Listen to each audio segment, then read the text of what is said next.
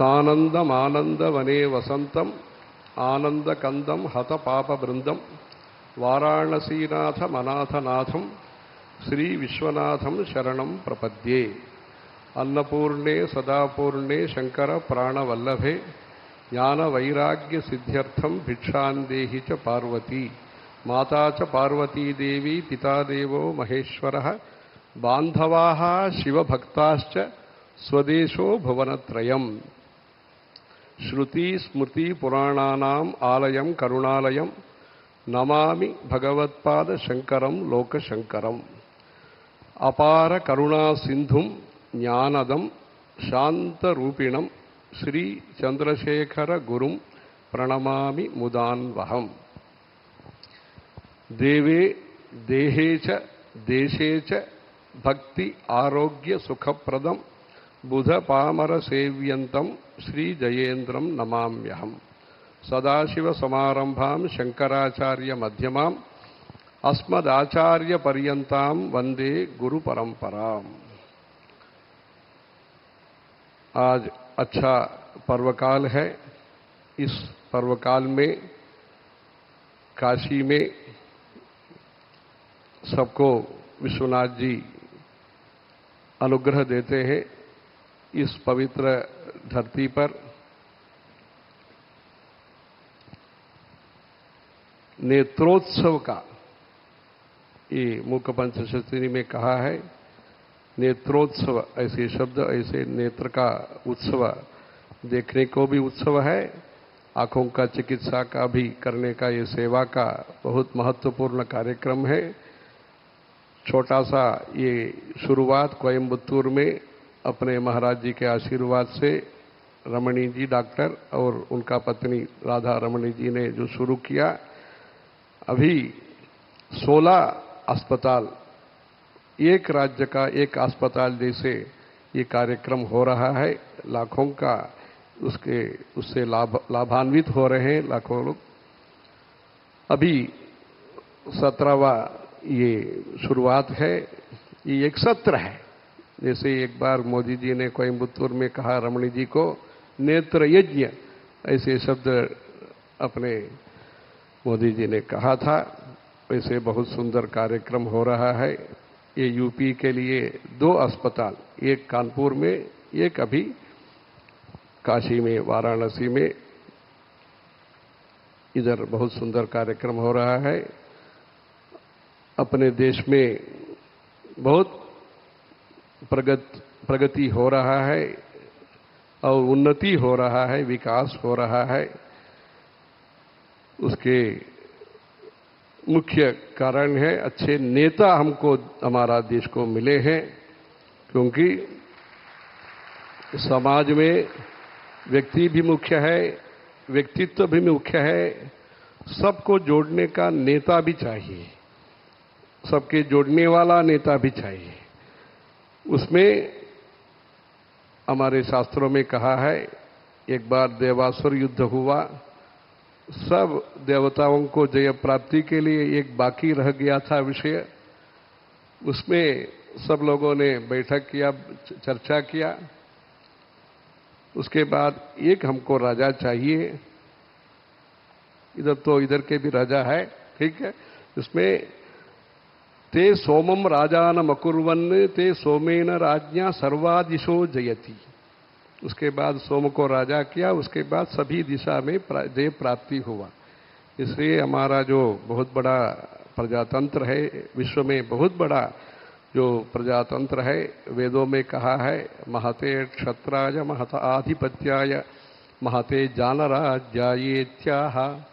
वैसे जो जानराज्य, जो है गणतंत्र जो भी है, हमने जो अल्टरनेटिव सिस्टम के रूप में जो हमने प्रजातंत्र को चयन किया, नया भारत को, स्वतंत्र भारत को निर्माण करते समय, उसमें ये बहुत उदार विषय है, बहुत कठिन विषय भी है। अच्छा भी विषय है, कठिन भी विषय है। उसमें अच्छे नेता भी, संख्या के अंदर अच्छे नेता मिलना भी ईश्वर कृपा से मिलना है। जैसे ईश्वर का कृपा नरेंद्र दामोदर दास जी के प्रति ईश्वर का कृपा कारण और संतों का आशीर्वाद के कारण इनका जो सरकार है एनडीए नरेंद्र दामोदर दास का अनुशासन जो भी सरकार है वो प्रजा का सुरक्षा के लिए, सुविद्या के लिए, सुभिक्षा के लिए काम कर रहा है। ये विश्व में आदर्श सरकार के रूप में चैतन्य के साथ, जानकारी और जागृति के साथ, जानवर सहित सबका कल्याण के लिए ये सरकार के तरफ से बहुत सुंदर काम हो रहा है। सभी राज्यों का भी उदार चित्तवृत्ति के साथ तमिलनाडु सहित सभी राज्यों का उदार अनुदान वगैरह सब दे रहे हैं। बहुत सुंदर काम हो रहा है वहाँ। इसलिए जनता का कल्याण के लिए 140 करोड़ जनसंख्या के ये देश में सबके प्रति श्रद्धा, प्रेम, स्नेह, दया, उसके साथ प्रेम भाव के साथ उनका अन्नपूर्णा देवी इधर है। विगत वो महामारी के संदर्भ में भी सबको अन्न खिलाया मोदी जी ने, सब रेशन के द्वारा सबको जो भी है सुभिक्षा जो ही, क्योंकि वो सामान्य व्यक्ति का जो दिक्कत है वो जानते हैं। इसलिए उनका जो अनुभव है, अनुभव से उनका जो ज्ञान है, वो लोगों को जो कष्ट है वो दूर करने के लिए उपयोग हो रहा है। इसलिए जो उनका जो भी एक्सपीरियंस है, उनका जो भी मेहनत है, उनका जो भी कल्पना है, पहले से जो कल्पना है अभी वो साकार हो रहा है प्रजा का कल्याणकारी योजनाओं के द्वारा। इसमें हमारा देश में जितना भौतिक विकास जरूरी है उतने से कम भी नहीं है। धर्म और संस्कृति का विकास भी अपना भारत का व्यक्तित्व के लिए, भारत का विशिष्टता के लिए धर्म और संस्कृति का काम भी अपना देश का उज्जवल भविष्य के लिए जरूरी है। इसलिए ऐसे जो बहुमुखी प्रतिभा जो भी है, प्रतिभा है, प्रज्ञा है, धारणा है, वैसे ही उनके जो विशेष करके इधर यूपी में उनके साथी जो है वो भी कटिबद्ध करके शांति के लिए, शांति सहित यूपी के लिए अपने योगी जी काम कर रहे हैं। वैसे ही अपना देश का उज्जवल भविष्य होने से विश्व में शांति स्थापित होगी। भारत का जो भी उन्नति है वो विश्व का उन्नति होगा। इसलिए विश्व गुरु होने के लिए वहाँ भी भारत का अपना स्थान वहाँ मिलने के लिए, विश्व सभा में मिलने के लिए सब लोग प्रार्थना करना। अपने देश में धर्म और संस्कृति का भी विकास होना, कांची कामकोटि पीठम के द्वारा विद्या, वैद्य, वेद ये तीनों के लिए विशेष करके काम होता है।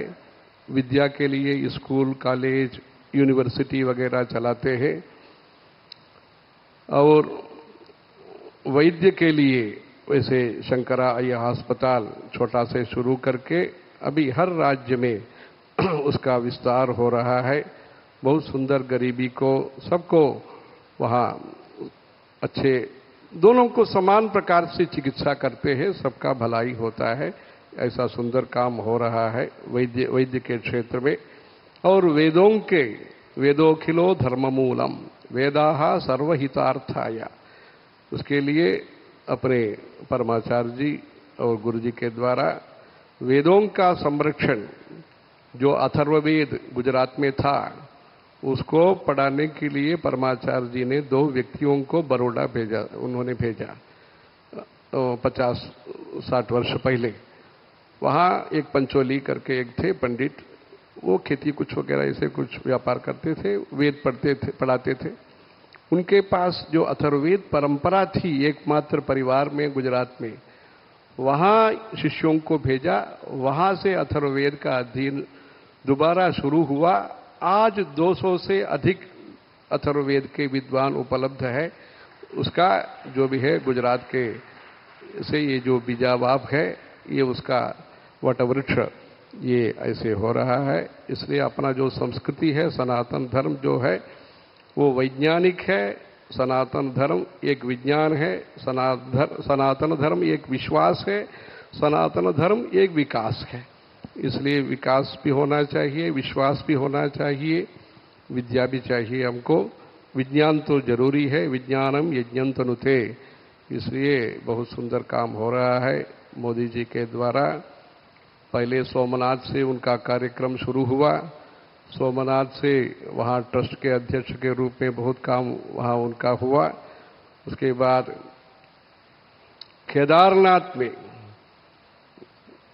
ये शंकराचार्य जी ने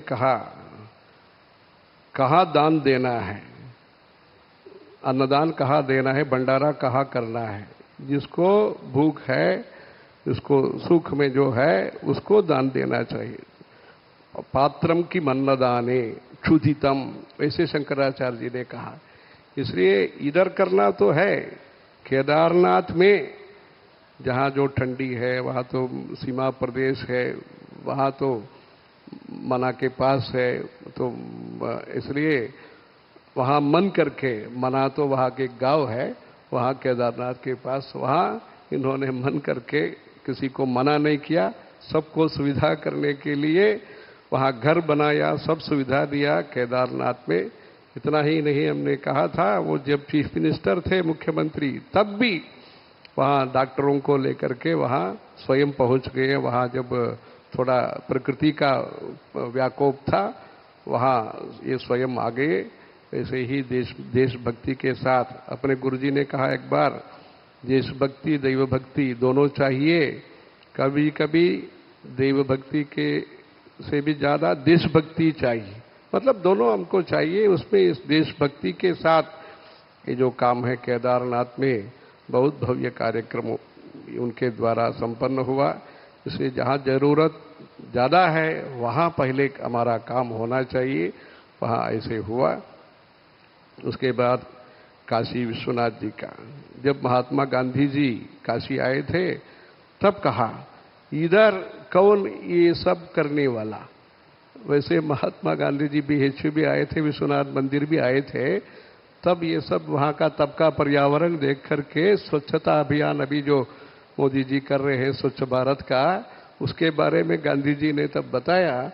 उसका जो भी है, सब लोगों का जो भी कल्पना है, प्रेरणा है, जो भी उद्देश्य है, उसको सार्थक बनाने के लिए, साकार बनाने के लिए इनके द्वारा भगवान बहुत कुछ कर रहे हैं। इधर विश्वनाथ जी का बहुत जो कॉरिडोर, हमने भी विगत वर्ष में चातुर्मास्य का अनुष्ठान इधर हुआ, योगी जी उसमें आए थे।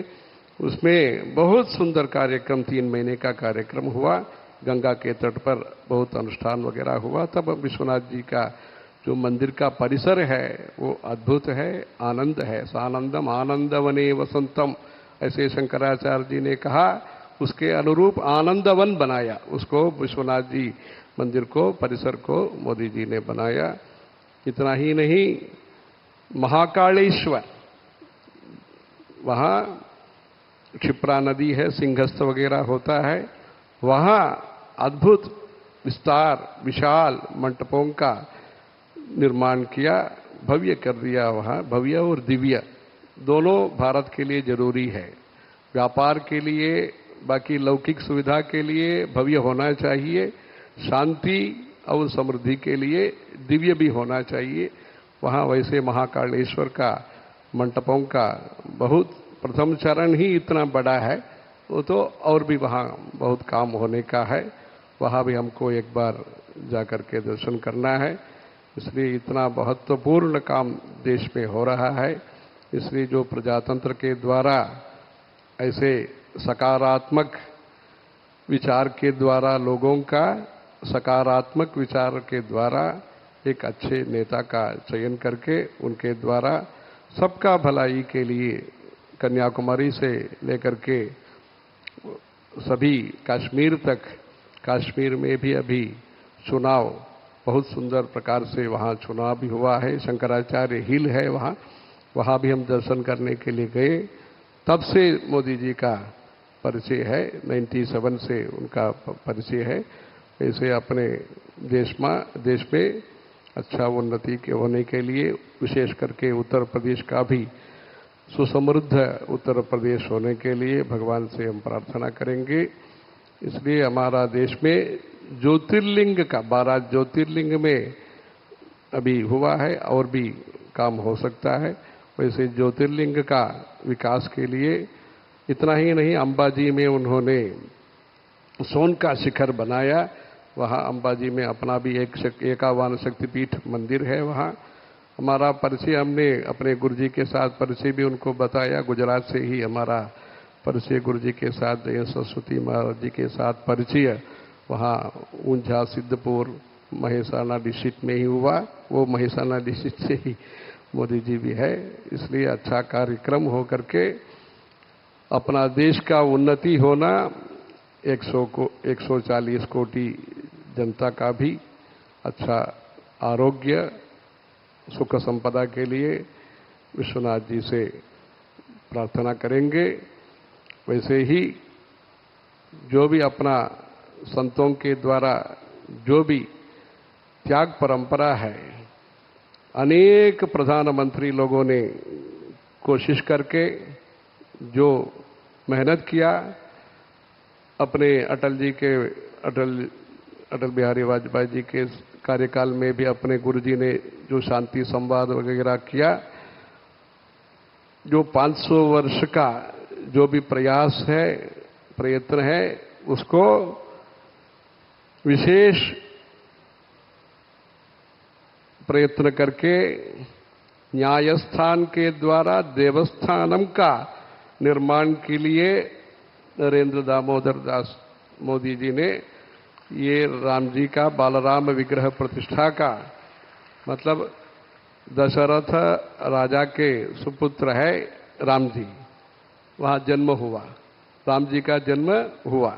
कामाक्षी का कृपा से शंकराचार्य जी का जो श्री चक्र यंत्र स्थापना है, जिस शंकराचार्य परंपरा से परमाचार्य जी अपने महाराज जी आ रहे हैं, वहां संतान प्राप्ति के लिए दशरथ राजा ने तपस्या किया।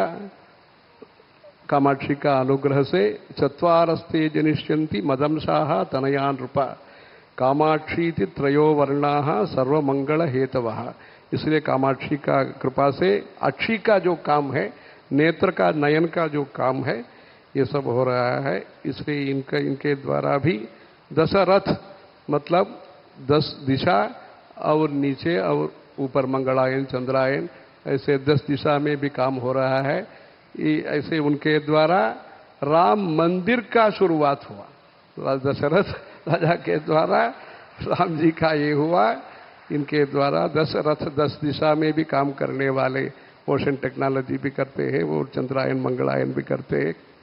सभी में अपने सभी देशों के साथ मित्रता के साथ सबका वसुधैव कुटुंबकम के लिए काम कर रहे हैं। ऐसे बहुत सुंदर कार्यक्रम हुआ। ऐसे अपना देश में ट्रेड भी हो, ट्रेडिशन भी हो, टेक्नोलॉजी भी हो। ऐसे त्रिवेणी के वजह से, इधर त्रिवेणी है, वहाँ महाकुंभ आप करने जा रहे हैं 2025 में। वहाँ विगत कुछ साल पहले जो आप लोगों ने कुंभ किया, बहुत सुंदर प्रकार से स्वच्छता के साथ, बिना संघर्ष, शांतिपूर्वक, सभी सुविधा के साथ आप लोगों ने कुंभ का आयोजन किया। वही हमने उनको बताया, योगी जी को। वैसे जो भी है, वहाँ काशी में भी प्रवासी का, ये भी भारत का आयोजन किया। प्रवासी भारत टू निवासी भारत, ये भी होना चाहिए। इसलिए महाकुंभ के संदर्भ में सबका, भक्तों का भी विश्वनाथ जी का कृपा से, वैसे सबका पुण्य प्राप्ति, जैसे सबका धन संपदा प्राप्ति है, रोजगारी है, वैसे पुण्य प्राप्ति भी सबको हो करके अपने देश का समग्र विकास, सर्वांगीण, सर्व प्रकार का विकास के लिए प्रयत्न भी करना, प्रार्थना भी करना। मंदिरों के द्वारा प्रार्थना करना, मेहनत के द्वारा सब लोग प्रयत्न भी करना। इसलिए हम भगवान से सबके लिए प्रार्थना करेंगे। धर्म की जय हो, अधर्म का नाश हो, प्राणियों में सद्भावना हो, विश्व का कल्याण हो, गौ माता की रक्षा हो। हर हर नमः पार्वती पतये हर हर महादेव। हर हर शंकर, जय जय शंकर।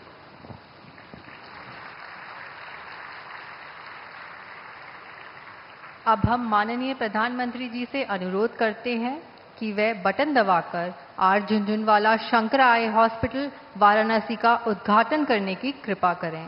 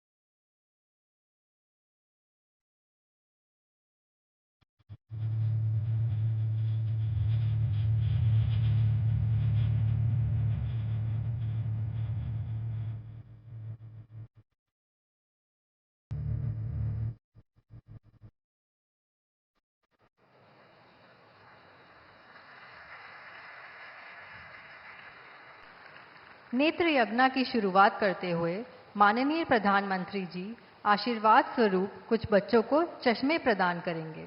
इस क्रम में सबसे पहले आएंगे मिस रितिका गौंड जी,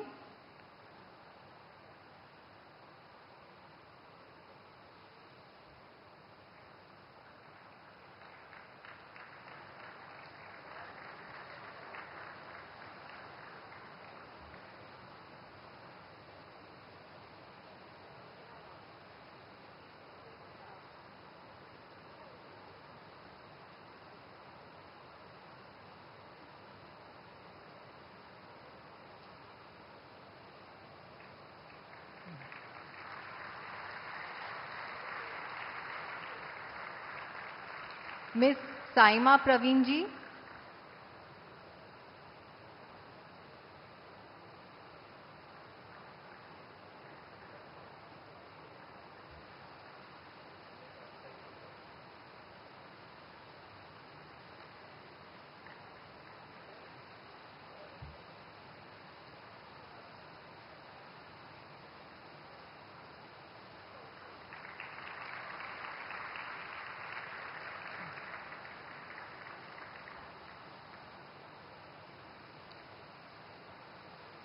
हम सभी हमारे प्रिय प्रधानमंत्री जी को सुनने के लिए उत्सुक हैं। हम माननीय प्रधानमंत्री श्री नरेंद्र मोदी जी से अनुरोध करते हैं कि वे अपना उद्घाटन संबोधन देने की कृपा करें।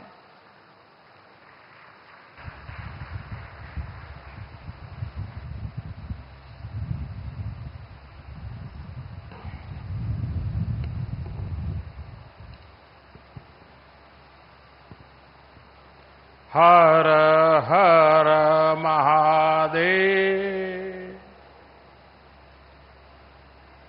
श्री कांची कामकोटि पीठम के शंकराचार्य जी, पूज्य जगत गुरु श्री शंकर विजेंद्र सरस्वती जी, उत्तर प्रदेश की राज्यपाल आनंदीबेन पटेल, मुख्यमंत्री श्रीमान योगी आदित्यनाथ जी, उप मुख्यमंत्री ब्रजेश पाठक जी, शंकरा आई फाउंडेशन के आर.वी. रमणी जी, डॉक्टर एस.वी. बालासुब्रमण्यम जी, श्री मुरली कृष्णमूर्ति जी, रेखा झुनझुनवाला जी, संस्था से जुड़े अन्य सभी सदस्यगण, देवी और सज्जनों, इस पावन महीने में काशी आना ये अपने आप में एक पुण्य अनुभूति का अवसर होता है। यहां अपने काशीवासी तो है ही, संतजनों और परोपकारियों का भी संग है। इससे सुखद संयोग भला क्या हो सकता है। अभी मुझे परम पूज्य शंकराचार्य जी के साथ दर्शन का, प्रसाद पाने का और आशीर्वाद प्राप्त करने का सौभाग्य मिला है। उनके आशीर्वाद से ही आज काशी को, पूर्वांचल को एक और आधुनिक अस्पताल मिला है। भगवान शंकर की नगरी में आरजे शंकरा नेत्र अस्पताल आज से जन जन के लिए समर्पित है। मैं काशी के, पूर्वांचल के सभी परिवारजनों को बहुत बहुत बधाई देता हूं। साथियों, हमारे शास्त्रों में कहा गया है, तमसो मां ज्योतिर्गमय, यानी अंधकार से प्रकाश की ओर ले चलो। ये आरजे शंकरा नेत्र अस्पताल वाराणसी और इस क्षेत्र के अनेकों लोगों के जीवन से अंधकार दूर करेगा, उन्हें प्रकाश की ओर ले जाएगा। मैं अभी इस नेत्र अस्पताल को देखकर आया हूं। एक प्रकार से ये आध्यात्मिकता और आधुनिकता का संगम है। ये अस्पताल बुजुर्गों की भी सेवा करेगा और बच्चों को भी नई रोशनी देगा।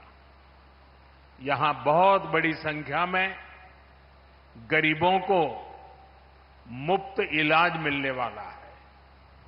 ये नेत्र अस्पताल यहां के युवाओं के लिए रोजगार के भी नए अवसर लेकर आया है।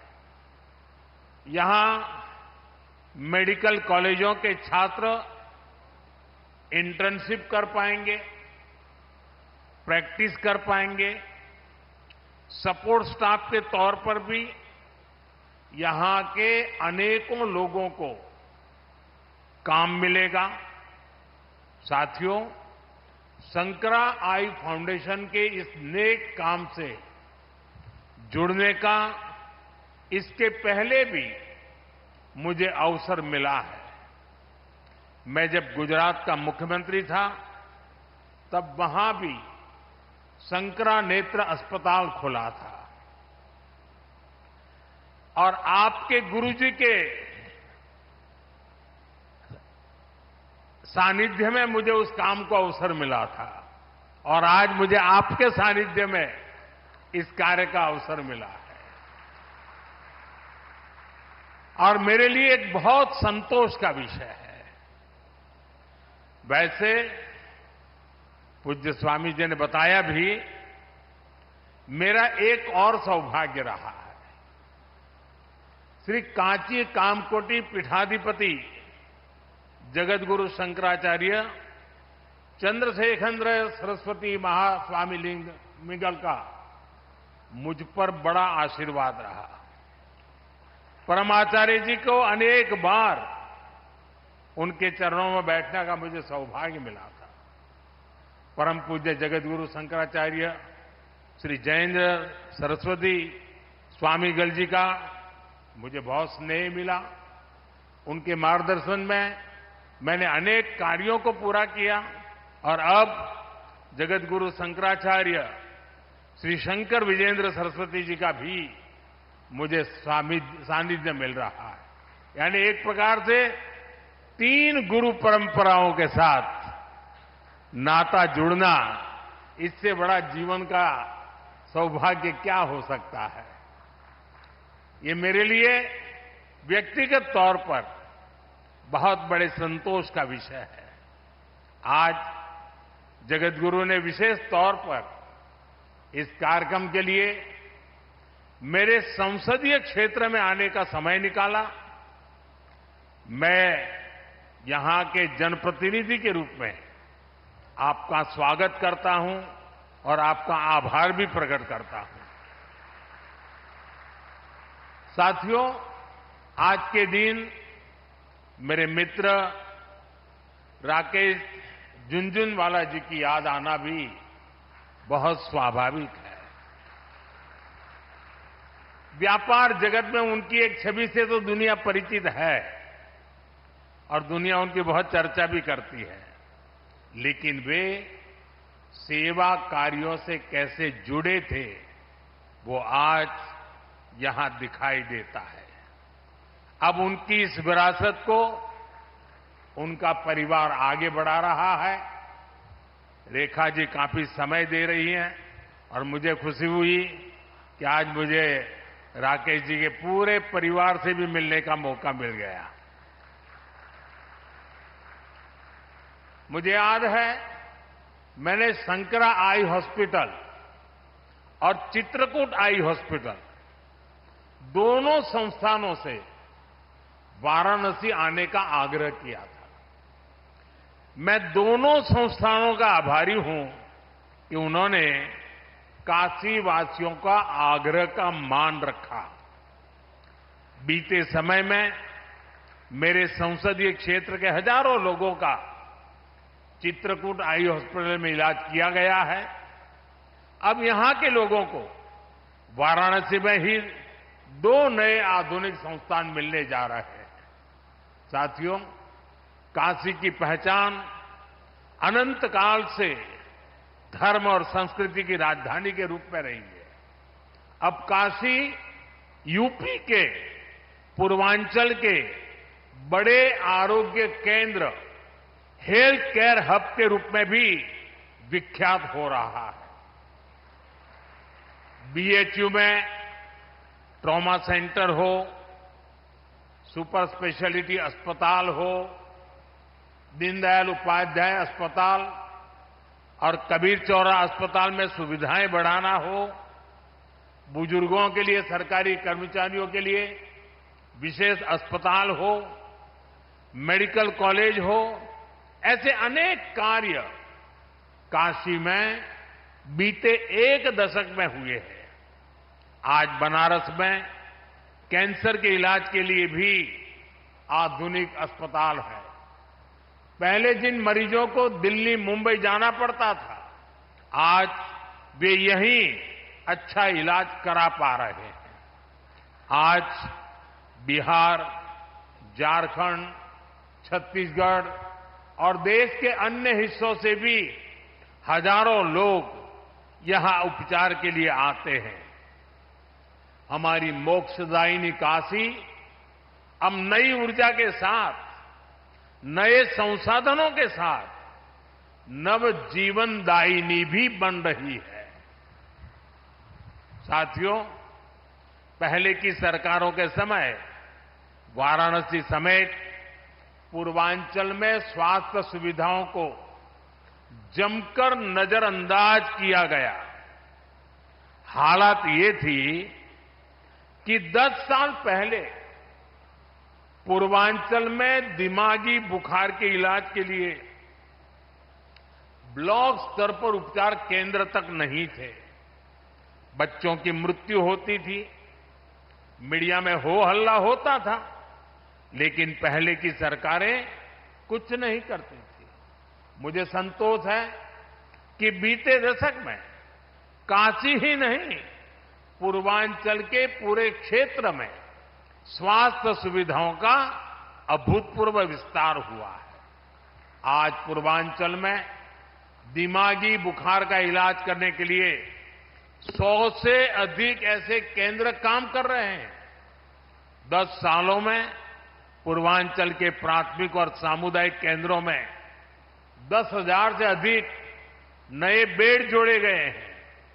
10 सालों में पूर्वांचल के गांवों में 5,500 से अधिक आयुष्मान आरोग्य मंदिर बनाए गए। 10 साल पहले पूर्वांचल के जिला अस्पतालों में डायलिसिस तक की सुविधा नहीं थी।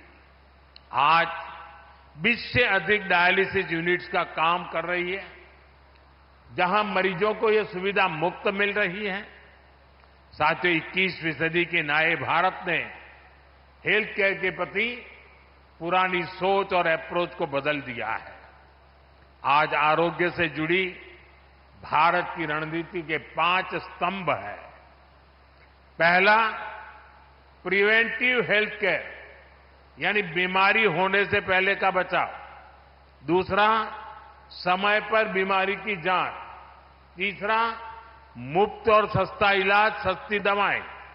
चौथा, छोटे शहरों में अच्छा इलाज, डॉक्टरों की कमी दूर करना। और पांचवा, स्वास्थ्य सेवा में टेक्नोलॉजी का विस्तार। साथियों, किसी भी व्यक्ति को बीमारी से बचाना भारत की स्वास्थ्य नीति की बड़ी प्राथमिकता है, स्वास्थ्य क्षेत्र का पहला स्तंभ है। बीमारी गरीब को और गरीब बनाती है। आप जानते हैं, बीते 10 साल में 25 करोड़ लोग गरीबी से बाहर निकले हैं। एक गंभीर बीमारी इन्हें फिर से गरीबी के दलदल में धकेल सकती है। इसलिए बीमारी हो ही नहीं, इस पर सरकार बहुत जोर दे रही है। इसलिए हमारी सरकार साफ सफाई, योग, आयुर्वेद, पोषक खान-पान, इन सारे विषयों पर खास ध्यान दे रही है। हम टीकाकरण अभियान को भी ज्यादा से ज्यादा घरों तक ले गए हैं। 10 साल पहले तक ये स्थिति थी कि देश में टीकाकरण का कवरेज 60% के आसपास ही थी, यानी करोड़ों बच्चे तो टीकाकरण के दायरे में ही नहीं थे। और टीकाकरण का यह दायरा हर साल सिर्फ 1-1.5% की गति से बढ़ रहा था। अगर ऐसा ही चलता रहता तो हर क्षेत्र को, हर बच्चे को टीकाकरण के दायरे में लाने में 40-50 साल और लग जाते। आप कल्पना कर सकते हैं कि ये देश की नई पीढ़ी के साथ कितना बड़ा अन्याय हो रहा था। इसलिए सरकार बनने के बाद हमने बहुत ही बड़ी प्राथमिकता के बच्चों के टीकाकरण को दी, उसकी कवरेज बढ़ाने को दी। हमने मिशन इंद्रधनुष शुरू किया। हमने एक साथ कई सारे मंत्रालय को इस काम में लगाया। नतीजा ये आया कि न केवल टीकाकरण कवरेज की दर बढ़ी, बल्कि ऐसी करोड़ों गर्भवती महिलाओं का, करोड़ों बच्चों का टीकाकरण हुआ जो पहले इससे छूट जाते थे। भारत ने टीकाकरण पर जोर दिया। उसका बहुत बड़ा फायदा हमें कोरोना के दौरान मिला। आज पूरा देश में टीकाकरण का अभियान तेजी से चल रहा है। साथियों, बीमारी से बचाव के साथ ही ये भी जरूरी है कि बीमारी का समय पर पता चल जाए। इसलिए ही देश भर में लाखों आयुष्मान आरोग्य मंदिर बनाए गए हैं। इससे कैंसर, डायबिटीज जैसी अनेक बीमारियों का शुरुआत में ही पता लगना संभव हुआ है। आज देश में क्रिटिकल केयर ब्लॉक्स और आधुनिक लैब्स का नेटवर्क भी बनाया जा रहा है। स्वास्थ्य क्षेत्र का यह दूसरा स्तंभ लाखों लोगों की जान बचा रहा है। साथियों, स्वास्थ्य का तीसरा स्तंभ सस्ता इलाज, सस्ती दवा का है। आज देश के हर नागरिक का बीमारी के इलाज में होने वाला औसत खर्च 25% तक कम हो गया है। पीएम जन औषधि केंद्रों में लोगों को 80% डिस्काउंट के साथ दवाइयां मिल रही हैं। हार्ट स्टेंट हो, नी इम्प्लांट हो, कैंसर की दवाएं हो, इनकी कीमत बहुत कम की गई है। गरीबों को 5 लाख रुपए तक का मुफ्त इलाज देने वाली आयुष्मान योजना उनके लिए संजीवनी साबित हुई है। देश में अब तक 7.5 करोड़ से अधिक मरीज मुफ्त इलाज का लाभ ले चुके हैं और अब तो ये सुविधा देश के हर परिवार के बुजुर्ग को भी मिलने लगी है। साथियों, स्वास्थ्य क्षेत्र का चौथा स्तंभ इलाज के लिए दिल्ली, मुंबई जैसे बड़े शहरों पर निर्भरता कम करने वाला है। एम्स हो, मेडिकल कॉलेज हो, सुपर स्पेशलिटी अस्पताल हो, बीते दशक में छोटे शहरों तक ऐसे अस्पताल हमने पहुंचाए हैं। देश में डॉक्टरों की कमी को दूर करने के लिए बीते दशक में मेडिकल की हजारों नई सीटें जोड़ी गई हैं। अब हमने तय किया है कि आने वाले 5 साल में 75,000 और सीटें जोड़ी जाएगी। साथियों, स्वास्थ्य क्षेत्र का 5वां स्तंभ टेक्नोलॉजी के माध्यम से स्वास्थ्य सुविधाओं को और सुलभ करने वाला है। आज डिजिटल हेल्थ आईडी बनाई जा रही है।